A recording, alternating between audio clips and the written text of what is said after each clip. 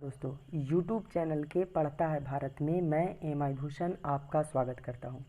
दोस्तों पूरी वीडियो को ध्यानपूर्वक देखिए। आप किसी भी चीज़ की तैयारी कर रहे हैं, चाहे वो आरआरबी, एनटीपीसी, एसएससी या सीजीएल, किसी भी एग्ज़ाम की तैयारी कर रहे हैं, अगर वहां से साइंस पूछा जाता है तो मैंने पूरी तरह से एनसीईआरटी पे बेस्ड करके सारे क्वेश्चन लेकर के आता हूँ।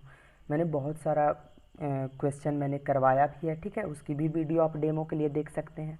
तो चलिए स्टार्ट करते हैं क्वेश्चन आंसर का सिलसिला। पहला क्वेश्चन है, किस प्रसिद्ध वैज्ञानिक ने सर्वप्रथम टेलीस्कोप के मध्य रात्रि में आसमान देखा था? ठीक है, तो इसका सही आंसर है ऑप्शन ए, गैलीलियो ने। ठीक है, किसने? गैलीलियो ने। नेक्स्ट क्वेश्चन है, प्रकाश किरण पुंज को अत्यंत दिशिक को क्या कहलाती है? प्रकाश किरण पुंज जो अत्यंत दिशिक हो जाती है उसको क्या कहते हैं? तो इसका सही आंसर है ऑप्शन डी, लेज़र। क्या? Option D, laser. ठीक है।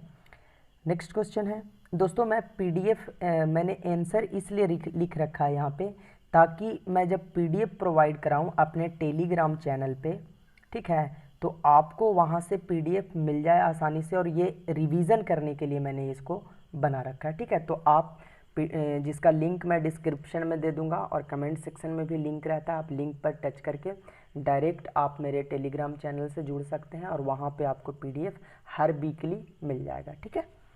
नेक्स्ट क्वेश्चन है, प्रकाश की किरणों को पूर्ण आंतरिक परावर्तन के लिए किस से गुजारना होता है? तो इसका सही आंसर है ऑप्शन ए, कांच से जल में। ठीक है। नेक्स्ट क्वेश्चन है, तारों के टिमटिमाने का क्या कारण है? तो इसका सही आंसर है ऑप्शन डी, वायुमंडलीय अपवर्तन। दोस्तों वायुमंडलीय अपवर्तन के कारण ही हम लोगों को तारे जो है रात में टिमटिमाते हुए प्रतीत होते हैं। कोई ज़रूरी नहीं है कि ये क्वेश्चन आपके एग्ज़ाम पॉइंट ऑफ व्यू से इम्पोर्टेंट है। वैसे हमारे घर में, हमारे पड़ोस में कुछ लोग ऐसे होते हैं जो बच्चे कभी कभी पूछ देते हैं कि पापा, चाचा, भैया ये तारे क्यों टिमटिमाते हैं? तो उस समय आपके पास एक सटीक आंसर होना चाहिए उस बच्चे को संतुष्ट करने के लिए। ठीक है, ऐसा नहीं कि ये चंदा मामा हैं तो ये तारा चाचा हैं, ऐसा नहीं होना चाहिए। आपके पास एक अप्रोप्रिएट आंसर होनी चाहिए। ठीक है, तो उसके लिए भी आप मेरे चैनल से जुड़ के रहिए। ठीक है। नेक्स्ट क्वेश्चन है, अधिकतम जैविक क्षति किससे होती है? तो इसका सही आंसर है ऑप्शन ए, गामा किरणों से। और गामा किरण जो होता है अल्फा, बीटा और गामा तीनों में सबसे ज़्यादा शक्तिशाली होता है। ठीक है। नेक्स्ट क्वेश्चन है, कैमरे में प्रतिबिंब की तीक्ष्णता निम्नलिखित में से कौन तय करती है? तो इसका सही आंसर है ऑप्शन ए।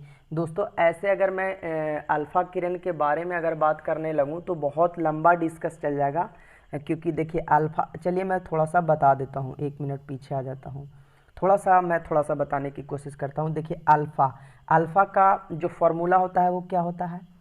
2He4 का होल ट्वाइस प्लस 2।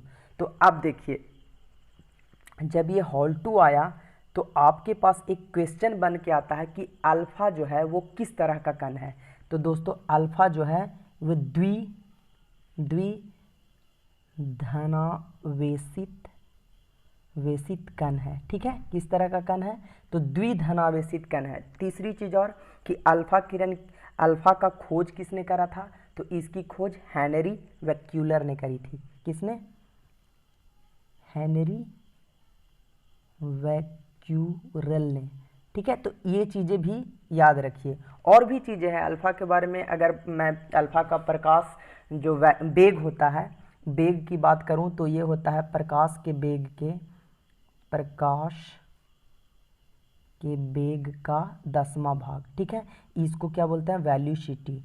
ठीक है, आप याद रखिए वेलोसिटी इक्वल टू फार्मूला बन जाता है प्रकाश के वेग का 10वां भाग। दोस्तों मैं एक्स्ट्रा ज़्यादा नहीं बताता हूँ इसलिए कि फिर वीडियो लंबी बन जाती है। अगर आप लोग डिमांड करते हैं कि सर एक्स्ट्रा चीज़ें बताते चलिए तो मैं ऐसी चीज़ें बताता चलूँगा जो आपने शायद यूट्यूब में पे बहुत कम लोगों से पढ़ा होगा। जैसे कि अब यहीं पे मैं एक पूछ दूं कि जैसे अल्फा कण है तो इसकी आयनन क्षमता क्या होती है, तो इसकी अल्फा कण की आयनन क्षमता मैक्सिमम होती है, mx होती है, ठीक है, मैक्सिमम होती है। किन में, तो इनमें अल्फा बीटा और गामा, ये जो तीनों कण हैं इनमें सबसे ज़्यादा आयनन क्षमता उसकी होती है, आयनन क्षमता सबसे ज़्यादा अधिक होती है। इसके बाद एक क्वेश्चन और बन के आ जाता है कि जैसे परमाणु क्रमांक जो होता है, अल्फा कण को जब आप किसी परमाणु में एक अल्फा कण निकालने की जब बारी आएगी आपको, तो इसका फॉर्मूला होता है कि परमाणु क्रमांक 2 घटेगा और द्रव्यमान संख्या बढ़ेगा। जैसे कहने का मतलब क्या हुआ, कहने का मतलब ये हुआ कि सपोज कीजिए जेड है, जेड एक्स ए, अब ए को क्या बोलते हैं, तो ए इक्वल टू होता है P plus N, proton plus neutron, और जेड को हम पी से डिनोट करते हैं। तो ठीक है, तो यही चीज़ है कि इसमें से क्या होगा, ए में से यहाँ पे जैसे जेड एक्स ए है तो ए में से क्या होगा 4 घटेगा और जेड में से 2 घटेगा। तो ये बहुत डीप स्टडी, जब मॉडर्न फिजिक्स की मैं थ्योरेटिकल पढ़ाऊंगा तो ये बहुत सारी चीज़ें आपको बताऊंगा। बस जुड़े रहिए। अभी हमारे पास जो सच है वो सच है, हमारे पास अभी व्यूअर बहुत कम है, जिसके वजह से मैं थ्योरेटिकल और हाई लेवल क्लासेस नहीं अपलोड कर रहा हूँ। अभी मैं TCS बेस्ड NCERT पे आधारित क्वेश्चन लेकर के चल रहा हूँ, ठीक है। तो नेक्स्ट क्वेश्चन है, कमरे के प्रतिबिंब की तीक्ष्णता निम्नलिखित में से कौन तय करता है, तो सही आंसर है ए, ऑप्शन ए, द्वारका यानी ए पर्चर, ठीक है। और दोस्तों अब तक अगर मेरे चैनल के माध्यम से आपको लगता है कि कुछ सीखने को मिल सकता है तो प्लीज़ चैनल को फॉलो कर लीजिए और बेल आइकन को दबा लीजिए, ठीक है। नेक्स्ट क्वेश्चन है, प्रकाश स्तंभ में प्रकाश स्तंभ में अत्यधिक तेज प्रकाश किस प्रयोजन से होता है, तो इसका सही आंसर है ऑप्शन ए, समुद्र में विभिन्न दिशाओं से आ रहे जहाज़ों का मार्गदर्शन करने हेतु, ठीक है। सॉरी दोस्तों। नेक्स्ट क्वेश्चन है, मोटर कारों में हेडलाइट की चौंध को हटाने के लिए किसका प्रयोग किया जाता है। देखिए यह किताबी लैंग्वेज है, अब हम इसको अपने तरीके से समझेंगे। जैसे मोटर गाड़ी के हेडलाइट की चौंध को, जैसे जब आपके सामने से कोई गाड़ी आती है तो उसमें से देखना एक चकाचौंध टाइप की बहुत तेज और तीक्ष्ण लाइट निकलती है, ठीक है। तो उसको हटाने के लिए हम किसका प्रयोग करते हैं, ठीक है। तो इसका सही आंसर है ऑप्शन बी, पोलराइज्ड प्रयुक्त किए जाते हैं, ठीक है। नेक्स्ट क्वेश्चन है कि रॉकेट किस गति पर निम्नलिखित में से कौन सा संरक्षण सिद्धांत लागू होता है, रॉकेट की गति पे, ठीक है।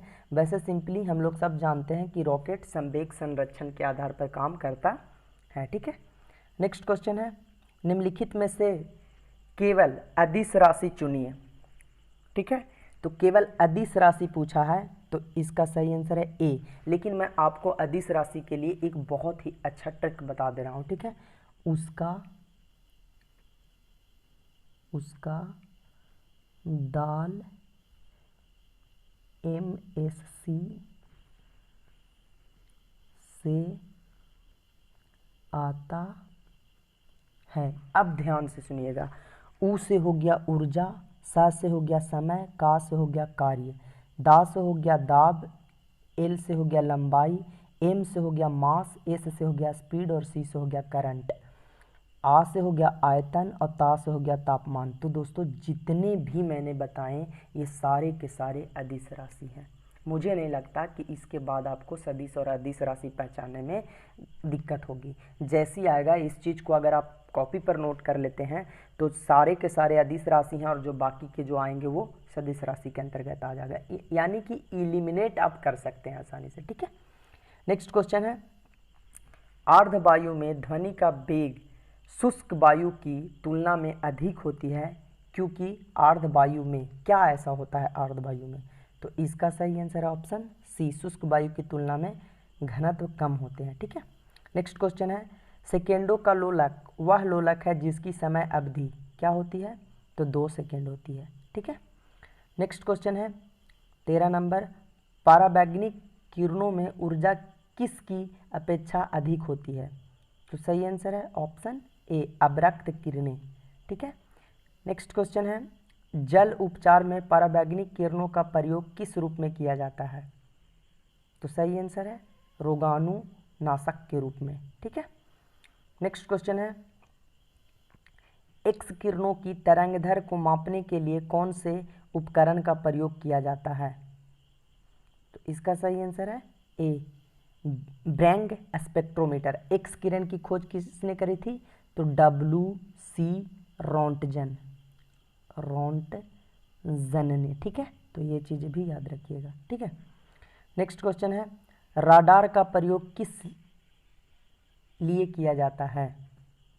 तो इसका सही आंसर है बी, दूरस्थ वस्तु की पहचान करना और उसका पता लगाना।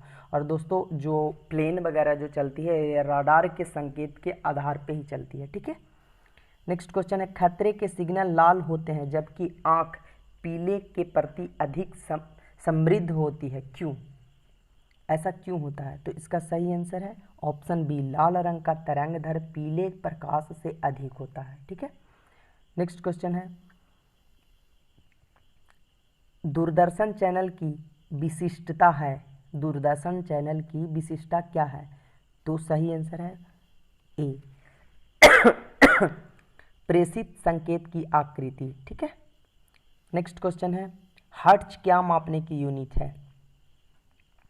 तो इसका सही आंसर है ऑप्शन डी, क्या? तरंगों की आवृत्ति। जैसे कि हम लोग कितना डेसिबल तक का साउंड सुन सकते हैं हर्ट्ज में? तो हम लोग 20 किलो HZ से लेकर के 20,000 HZ तक। ठीक है, तो ये चीज़ें ध्यान में रखिएगा। ठीक है। नेक्स्ट क्वेश्चन है, ध्वनि ऊर्जा को विद्युत ऊर्जा में परिवर्तित किया जाता है। क्या बोल रहा है? ध्वनि ऊर्जा को विद्युत ऊर्जा में परिवर्तित किया जाता है किसके द्वारा? माइक्रोफोन के द्वारा। ठीक है। नेक्स्ट क्वेश्चन है, बोलोमीटर का प्रयोग किस मापने में किया जाता है? किससे मापने में के लिए किया जाता है? तो बोलोमीटर का उपयोग तापमान। ठीक है। नेक्स्ट क्वेश्चन है, सूर्य की किरणें किस प्रक्रिया द्वारा पृथ्वी पर पहुंचती है? तो मुझे नहीं लगता कि इसका आंसर किसी को नहीं पता होगा। ठीक है, विकिरण प्रक्रिया द्वारा। ठीक है। नेक्स्ट क्वेश्चन है, एक्स किरणों की खोज किसने की थी? तो सही आंसर है ऑप्शन सी, रोंटगन। देखिए आ ही गया, इनका पूरा नाम था WC रोंटगन। ठीक है। नेक्स्ट क्वेश्चन है, मानव शरीर में विकिरण के कारण एक्स किरणों, गामा किरणों हुए क्षति को किस में मापा जाता है? तो रैम में। ठीक है। इसकी भी यूनिट बताऊंगा, क्यूरी का, रैड का। आपको पता है रदरफोर्ड, एक मिनट में सही से लिख दूं, रदरफोर्ड को आप सिर्फ इस नाम से जानते हैं कि रदरफोर्ड एक साइंटिस्ट थे, लेकिन क्या आपको पता है कि रदरफोर्ड एक यूनिट है? ये थ्योरी जब मैं पढ़ाऊंगा तो इसको पूरे डिटेल्स के साथ बताऊंगा कि कैसे रदरफोर्ड एक यूनिट है, यानी कि पूरी डिटेल्स बताऊंगा। ठीक है। नेक्स्ट क्वेश्चन है, एक्स किरण किस प्रकार की तरंग है? तो इसका सही आंसर है ऑप्शन सी, विद्युत चुंबकीय। ठीक है। नेक्स्ट क्वेश्चन है, एक्स किरणों का प्रयोग किस लिए किया जाता है? पूरा ऑप्शन देख लीजिए। तो इसका सही आंसर ऑप्शन बी, बहुमूल्य पत्थरों और हीरो के खराबी का पता लगाने के लिए। ठीक है। और ये आज का लास्ट क्वेश्चन है। तो दोस्तों अगर मेरे चैनल के माध्यम से आपको कुछ भी सीखने को मिलता है तो प्लीज़ चैनल को फॉलो कीजिए और बेल आइकन को दबा लीजिए। बस आपसे यही एक छोटा सा रिक्वेस्ट कर रहा हूँ। धन्यवाद दोस्तों पूरी वीडियो को सुनने।